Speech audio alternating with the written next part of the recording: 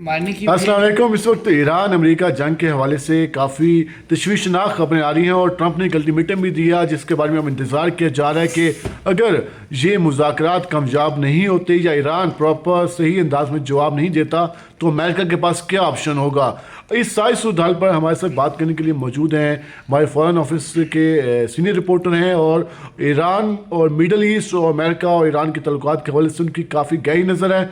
इस जंग से शुरू होने से पहले भी हमने उनसे गुफ्तगू की थी। अनवर अब्बास साहब हमारे साथ मौजूद हैं, ज़रा उनसे जानते हैं कि वो इन सारी सूरत हाल को किस एंगल से देख रहे हैं और क्या होने जा रहा है। अमेरिका के पास क्या ऑप्शन है, ईरान के पास क्या ऑप्शन है, क्या आज की रात वाकई मुश्किल होगी इस खत्ते के लिए, इस पर बात करते हैं। अनवर भाई, मौजूदा सूरत हाल आपके सामने है। कल ट्रंप ने अजीब अंदाज में ट्वीट की और पूरा खित्ता इस वक्त परेशान है, हर कोई परेशान है कि पता नहीं क्या होने जा रहा है। आपको क्या लगता है, इस जंग का इख्तिताम होने लगा है या मजीद हालात ख़राब होने लगे हैं? मेरे ख्याल में सबसे पहली बात तो ये कि जो ट्रंप आजकल ट्वीट कर रहा है और जो उसके हालात है और जिस तरह वो स्पीचेस कर रहा है, कल भी उसकी जो प्रेस कॉन्फ्रेंस थी उसमें हम ये देख रहे हैं कि ट्रंप बेसिकली ना बहुत ज़्यादा फ्रस्ट्रेटेड लग रहा है। बंदा फ्रस्ट्रेटेड तब होता है जब आपके टारगेट अचीव ना हो रहे हो, आपको मार पड़ रही हो, और मेरे ख्याल में ठीक ठाक किस्म की मार पड़ रही है। नो डाउट ईरान का बहुत ज़्यादा नुकसान हुआ है, लेकिन ईरान ने भी वो जिसे पंजाबी में कहते हैं पेल के रख दी है। तो अब जो है ना, ट्रंप किसी भी तरह इस जंग से निकलने के चक्कर में है कि किसी तरह वो निकले। अब उसका मसला ये कि वो इतना खर्चा कर चुका है, इतने अपने उसने मिडल ईस्ट में रेडार तबाह करवा लिए, जहाज़ तबाह करवा लिए, सारा कुछ। तो अब वो अवाम को जवाब क्या देगा कि सारा खर्चा किधर से आई है, अवाम के टैक्स पेयर्स का मनी मैंने लगा दिया। वो तो बात ठीक है, ईरान ने उसको प्रॉपर जवाब दिया, लेकिन जो इस तरीके की गुफ्तगू ट्रंप कर रहा है, क्या वो कोई ख़तरनाक इकदाम उठा सकता है?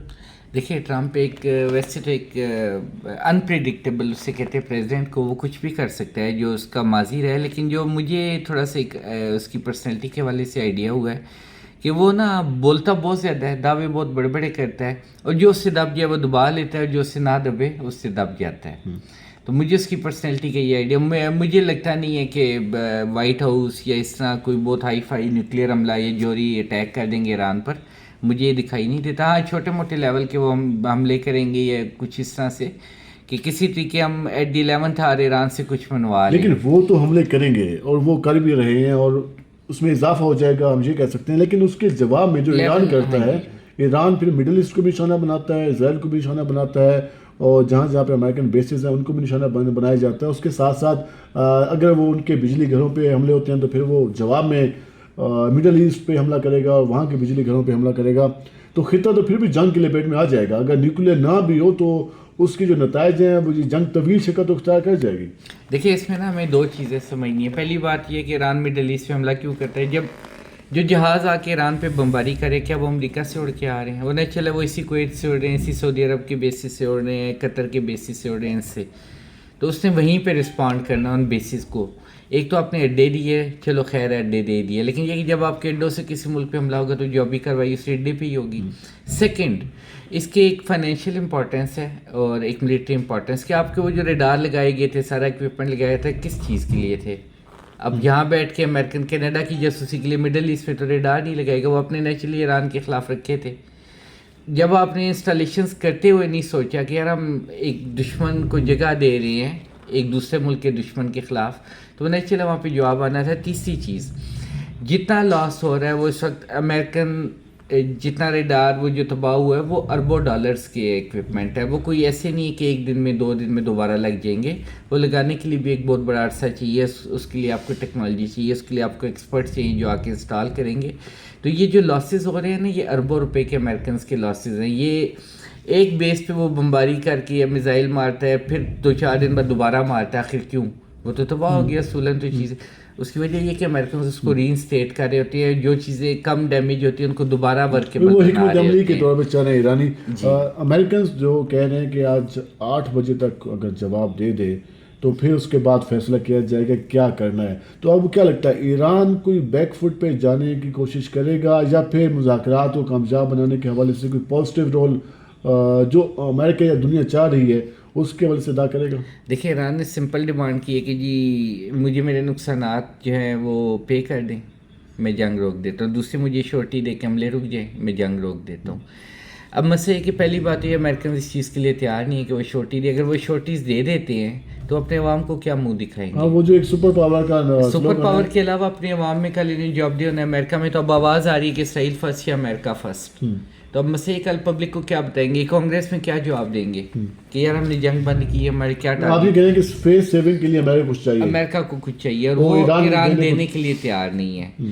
اور امریکن چاہ رہے کہ اپنی شرائط پہ فیس سیونگ لے, تو فیس سیونگ جو اپنی شرائط پہ نہیں ہوتی اس کے لیے آپ کو کچھ دو کچھ لو گیو اینڈ ٹیک پہ چلنا پڑتا ہے. پاکستان جو روزانہ کالے ملا رہا ہے, کبھی بحرین کو, کبھی سعودیہ کو, کبھی قطر کو, اور کل تو کینیڈا اور یو کے تک بات چلی گئی, ان سے بھی رابطے ہوئے.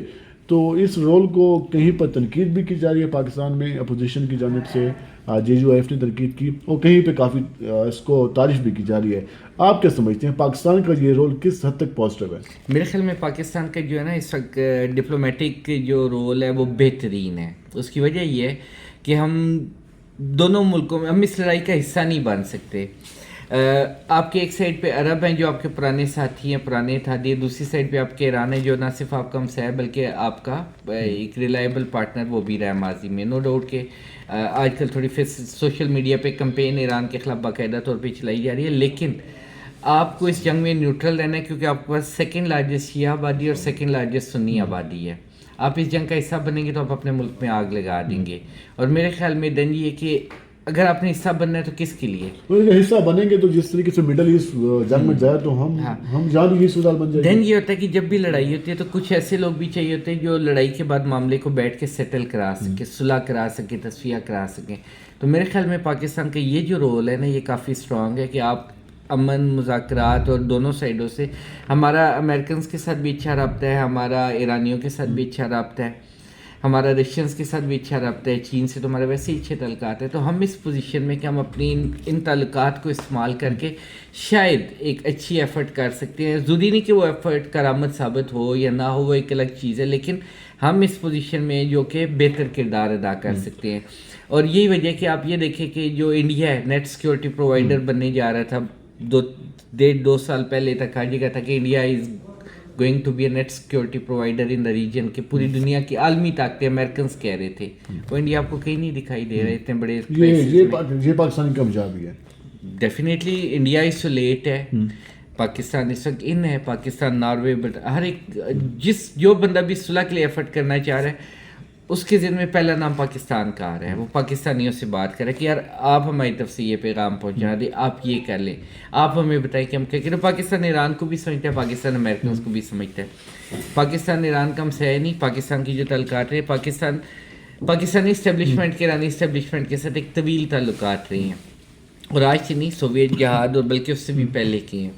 اسی طرح پاکستانی اسٹیبلشمنٹ اور امریکن اسٹیبلشمنٹ کے بھی طویل تعلقات رہے ہیں جو کہ ہمیں افغان وار, سوویت یونین, پاکستان جہاد انڈرسٹینڈ کرتا ہے, سوچوں کو سمجھتا ہے, جو نیچر ہے ان ممالک کی جو سائیکی ہے, تو پاکستان ایک بہتر رول ادا کر رہا ہے. لاسٹ میں وہی بات, پہلا سوال وہی کہ آج کی رات کیا واقعی خطرناک ہو سکتی ہے مڈل ایسٹ کے لیے, ایران کے لیے, یا یہ صرف دھمکیوں تک بات ہے؟ میرے خیال میں تو یہ صرف دھمکیوں تک بات ہے. ٹرمپ کی اوقات ہی نہیں ہے کہ وہ اتنا بڑا ڈیسیژن لے سکے, نیوکلیئر بم پھینک سکے. خالی بم پھینکنا نہیں, بعد میں اس کو بھگتنا بھی ہے. اس کو صرف اپنی کانگریس میں بھی بھگتنا ہے, کل اپنے عوام کے سامنے بھی جانا ہے. آپ کیا جواب دیں گے کہ آپ ابھی بھی امریکہ میں یہ آوازیں اٹھ رہی کہ آپ سویلین انفراسٹرکچر کو تباہ کر رہی ہیں, تو جنگی جرائم ہے. ایمنسٹی انٹرنیشنل کے جو ہیڈ ہیں انہوں نے بیان دے دیا انہوں نے کہ جی تو اب سویلین کے خلاف جو جرائم ہے یہ جنگی جرائم کے زمرے میں آتا ہے. اور یہ بھی نہیں ہے کہ جنگی جرائم کے لیے جو بھی ہے ایک عدالتیں موجود ہے, ایک سسٹم چلتا رہا. بوسنیا میں جو تھا وہ نام میرے ذہن میں ملاسوویچ, اور ان سب پہ جنگی جرائم کے کیس ہی چلے. بڑے طاقت والے لیڈر تھے, لوگ کہتے تھے یہ تو آ ہی نہیں سکتے, ان کو کوئی لا ہی نہیں سکتا عدالت, ان کو سزائیں ہوئی, وہ جیلوں میں آج بھی. راڈوان کراسچیک اور ملاسوویچ دونوں جو ہیں جو سرب تھے, جو کہ نسل کشی میں ملوث ہیں مسلمانوں کی. تو ایسا نہیں ہے کہ آپ کو سزا نہیں ہوگی. یہ وہ آپ پریزیڈنٹ ابھی ہیں, آپ 4 سال بعد پریزیڈنٹ نہیں ہے, 3 سال بعد پریزیڈنٹ نہیں ہے. آپ نے جب پورٹ فولیو چھوڑنا ہے آپ کو کہیں بھی گھسیٹ کے کسی بھی عدالت میں پیش کیا جا سکتا ہے. بہت شکریہ آپ کا, آپ نے ٹائم نکالا.